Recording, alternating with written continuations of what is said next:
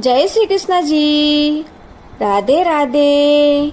आप सबको मेरा ढेर सारा राम राम और प्यार भरा नमस्कार। आज मैं आपको आषाढ़ मास की अमावस्या की कहानी सुना रही हूँ। इसे दिए की अमावस्या या फिर दीपक की अमावस्या भी कहते हैं। तो आप बड़े प्रेम, श्रद्धा और आदर भाव से आषाढ़ मास की अमावस्या यानी दिए की अमावस्या की कहानी सुनिए। आषाढ़ मास की इस अमावस्या के दिन दीपक की षोडशोपचार विधि से पूजा करनी चाहिए। नैवेद्य का भोग लगाना चाहिए और पान, सुपारी, दक्षिणा आदि भेंट चढ़ाना चाहिए। यह सभी कार्य हमें नियम पूर्वक करने चाहिए।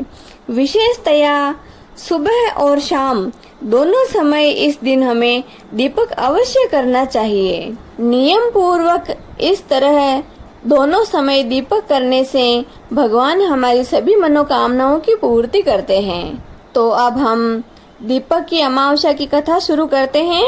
इसे आप बड़े प्रेम, श्रद्धा और आदर भाव से सुनिए। बोलिए अमावस्या मैया की जय। एक सेठ सेठानी थे। उनके एक बेटा और बहू थे।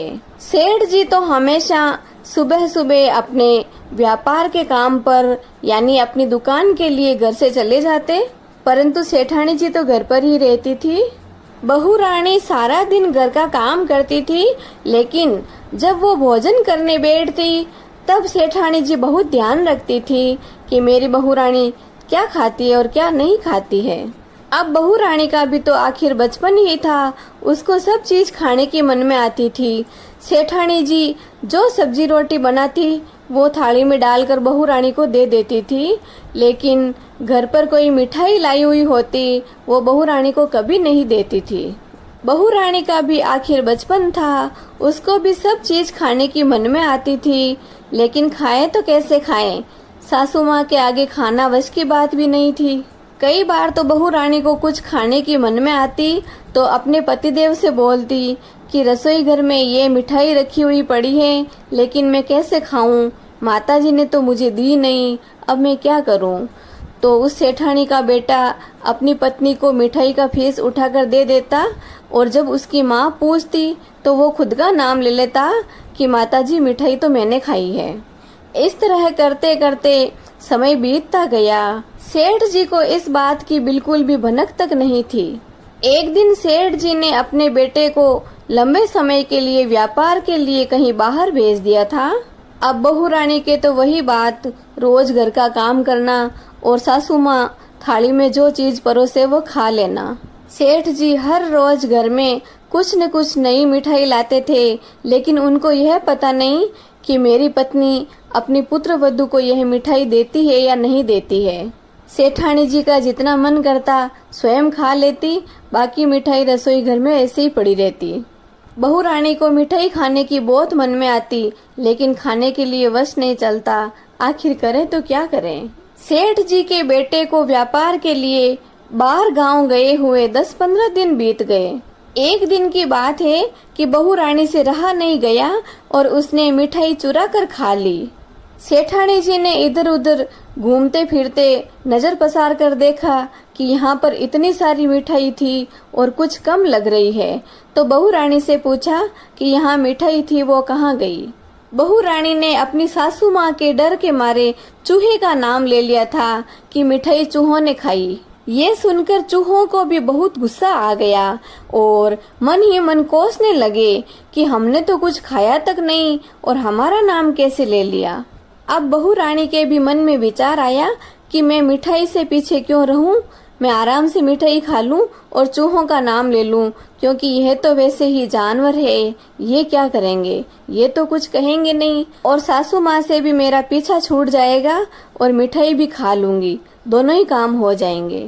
सासू माँ पूछती रहती थी और बहू रानी एक ही जवाब देती थी कि चूहों ने खा ली। जब भी सासू माँ पूछे बहू रानी कहती कि चूहों ने खा ली। एक दिन चूहों को बहुत ज्यादा गुस्सा आ गया और सोचने लगे कि अब तो इसको सबक सिखाना ही पड़ेगा, ये हमें कितने दिन तक बदनाम करेगी आखिर। एक दिन सेठ जी के घर मेहमान आए तो गुस्से में आए हुए चूहों ने रात को बहू रानी की कांचली घसीटकर मेहमान के बिस्तर में डाल दी। सुबह होते ही घर में शोर मच गया। नौकर कहने लगे कि बहू रानी के वस्त्र मेहमान के बिस्तर में कैसे पहुँचे। हाय, यह तो बड़ा अन्याय हो गया। हमने तो बहू रानी के बारे में ऐसा कभी सोचा तक नहीं था। बहू रानी अपने आचरण से इतनी गिरी हुई है क्या, हमें तो आज पता चला। इस तरह की अनाप शनाप सी बातें होने लग गई। सेठ जी को और सेठानी जी को भी बहू रानी पर बहुत ज्यादा गुस्सा आ गया। सब उसकी तरफ उंगली उठाने लगे। इस तरह की बातें करते करते उसे घर में से निकाल दिया गया। बहू रानी का रोज का नियम था कि सुबह शाम अपने घर में दिया जलाना, और जिस दिन अमावस्या आती उस दिन दिया जलाने के साथ साथ घर में मीठा बनाना, और मीठा बनाकर दिए की पूजा करके उस मीठे से दिए को भोग लगाना। ये काम हर वक्त घर में बहू रानी ही करती थी। जब से बहू रानी को घर से निकाला गया तब से किसी ने भी घर में सुबह शाम दिया नहीं जलाया, और अमावस्या के दिन दिया जलाकर दिए की पूजा नहीं की, और मीठे का भोग भी नहीं लगाया। इस तरह करते करते बहुत सारी अमावस्या ऐसे ही निकल गई और दिया भूखा ही रह गया। एक अमावस्या की बात है कि सेठ जी घर से बाहर किसी काम से गए थे। चलते चलते थक गए तो किसी वृक्ष के नीचे ठहर गए। वहाँ सेठ जी को निद्रा आ गई थी। जब सेठ जी की थकान उतरी और वे नींद से जगे तब तक शाम का समय हो चुका था। आंखें खुलते ही सेठ जी ने एक अचंबा देखा कि नगर के सब दिए अदृश्य रूप लेकर उसी वृक्ष पर बैठे हैं जिस वृक्ष के तले सेठ जी आराम कर रहे थे। वे सभी दिए आपस में बातें कर रहे हैं और एक दूसरे से पूछ रहे हैं कि किसने क्या खाया, बताओ आपको किसका भोग लगाया गया। एक दूसरे से इस तरह की बातें कर रहे थे। उनमें से एक दिया बोला कि मेरे जैसा तो इस बार कोई नहीं होगा। मुझे हर अमावस्या को सेठ जी की पुत्र वधू पूजती है और जिमाती है, परंतु अभी तो कई अमावस्या ऐसी निकल गई जो मैं भूखा ही बैठा हूँ। तो दूसरे सभी दीपक ने उस दिए से पूछा कि ऐसा क्यों हुआ, क्या बहू कहीं गई हुई है?